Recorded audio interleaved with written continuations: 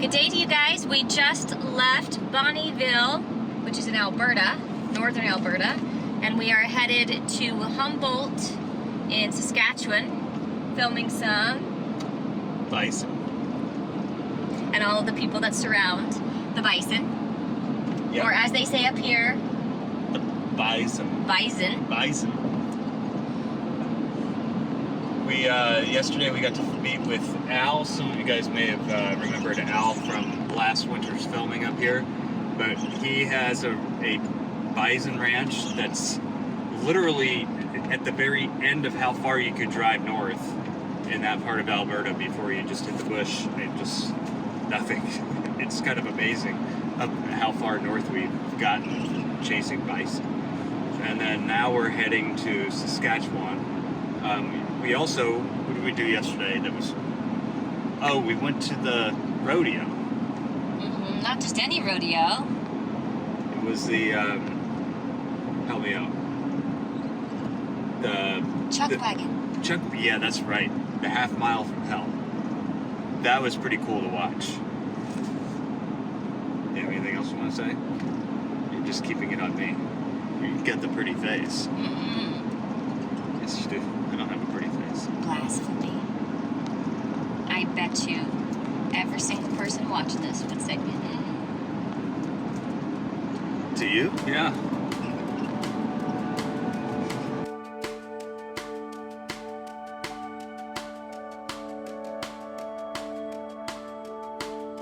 More northern route.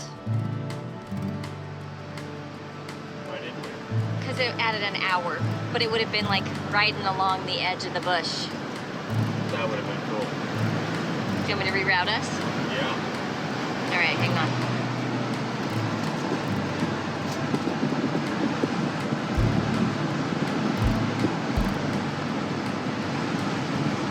So it's like this route. Yes, no? I mean, we can try it. It might be fun.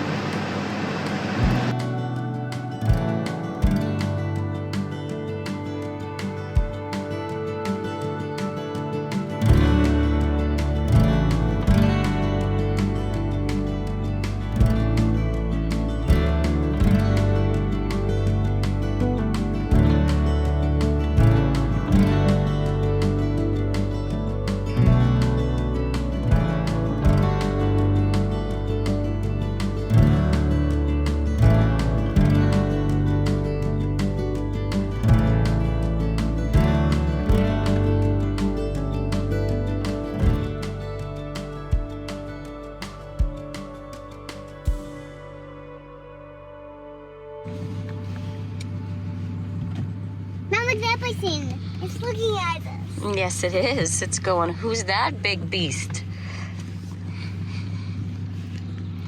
Wow. Or if they're, do they usually come out on the side-by-side or do they come out on the truck usually? Both. Both. I think he's a little more cautious with the side-by-side since he got hit the other day. Yeah. Oh, my name's Doug Griller. I'm a bison rancher, and we're situated today right at Sage Hill Buffalo Company, or Sage Hill Bison, one of our remote ranches. We're originally from Quill Lake, Saskatchewan, is where the main ranch is, and we have about 4 locations that we work out of, but today we're fortunate enough to be here at Sage Hill.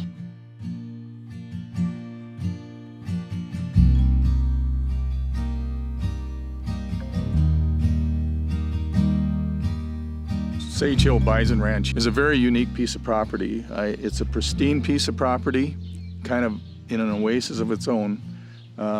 It's home to lots of wildlife. Since we've bought the property, we've managed to buy other property within the ranch and block it out, so we have a substantial amount all in one square. And raising bison in this hilly, non-grain productive land that grows great grass has just been a real joy for us. And although we don't live here, visiting here is probably one of our prime goals every week, just coming back out to the ranch and bringing friends out and showing them what there really is here, because you can't see it when you drive by on the highway. You have to come in and experience it. And it's proof with just how good the bison do. They love it here. The wildlife loves it here. And, you know, in the history of this place, it used to be a radar base that was built by the governments, Canadian and U.S. governments, and was started in the 50s and was abandoned in the 80s. So it has some history to a lot of people. There used to be about 1,500 people that lived here on the base. And we've tried to maintain as many of the buildings and stuff as we can. But having the bison around this structure, they're unique and the place is unique. So it goes hand in hand. And so there's a lot of history here. And we're very proud to own it.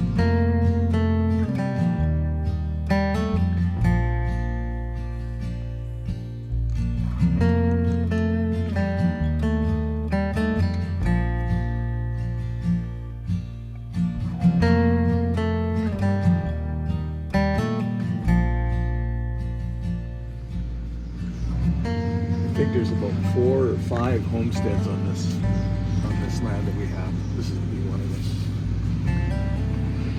Small home. They were all in every quarter section. I think as you drive through the ranch that we have here, it's really unique to see the several homesteads and the remnants of what the pioneers had done years ago.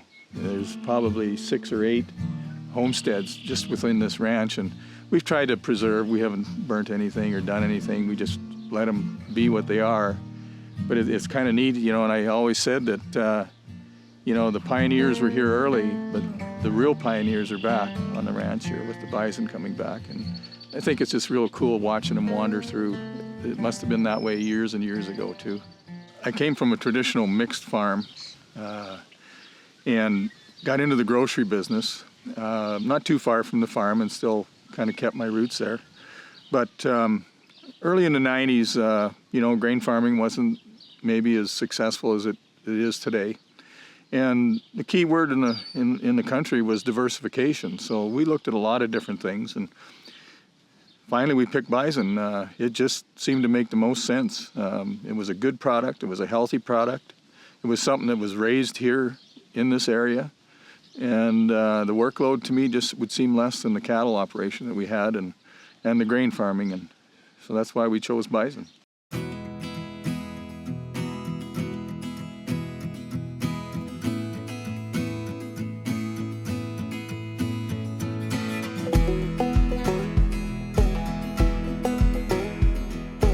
I think when we started in the business, I mean, it was kind of a crazy business for anybody.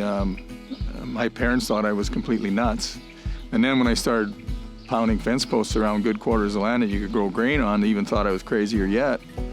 But as time went on, I think they understood that there was definitely some value in raising bison, and that if you did it right, and I guess we proved to ourselves and the neighbors that we could raise bison on good land and be profitable. They are very, very important. I mean, they're probably more important than many other species. You know, the bison are here today because of the ranchers. I mean, the ranchers have taken a concerted effort of restoring them back to the grasslands and the plains. And as they come back, you know, the grasses are coming back, the birds are coming back. You know, there's a lot of things that start to show up when you have a bison herd around. And the value of eating bison meat helps restore the land. I mean, and making consumers understand that, that's all part of the process, is a good, healthy industry. So we're working as hard as we can to establish that industry. And I mean, the fruits of our labor are shown by some of the ranches we have. And, you know, the neighbors all of a sudden start to look better on us as not taking land away from production, but actually bringing it back into a meat production again, and understanding the value of looking after the land. So